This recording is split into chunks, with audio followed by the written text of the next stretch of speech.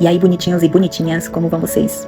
Dando sequência, né? Nós vimos já duas amizades, e agora eu quero falar de uma outra ainda no Antigo Testamento, que é uma amizade que talvez fosse improvável, né? Que é a de Elias com Eliseu. Elias passou boa parte do seu ministério sozinho, né? A ponto de, quando ele chegou em uma crise de pedir para morrer, ele se julgou que só ele era, né? Só ele era temente ao Senhor. E nesse momento em que ele simplesmente cansou, que ele entregou o ministério, Deus deu a ele 3 tarefas, né? Ungir Jeú para ser o rei em Israel, ungir Azael para ser o rei na Síria e ungir Eliseu para estar no seu lugar. Desses 3, Elias só fez um, que foi chamar Eliseu. E quando ele chamou Eliseu, Eliseu abriu mão de tudo que ele tinha, né? Eliseu não era pobre, né? Ele abriu mão de tudo que ele tinha, e de um chamado para um ministério surgiu uma amizade profunda. Eliseu caminhou com Elias e aprendeu tudo o que tinha que aprender. Tanto é que quem cumpriu as duas outras, né, de ungir Jeú e Azael, foi o Eliseu.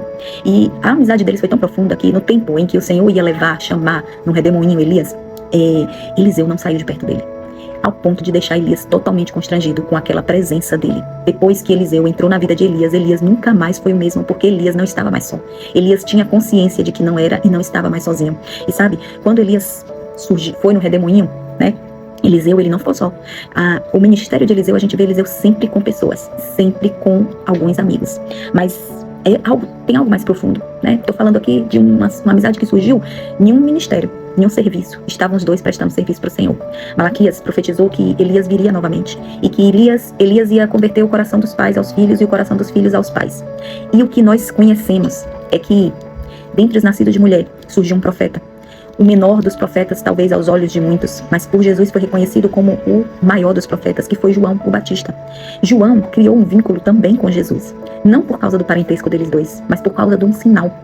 João foi amigo do noivo, e por causa de um sinal, de uma pomba repousando no ombro de Jesus, ele reconheceu que Jesus era o Cordeiro, e ele cumpriu o seu chamado, foi amigo do noivo, foi amigo de Jesus, cumprindo todo o seu chamado enquanto ele estava aqui.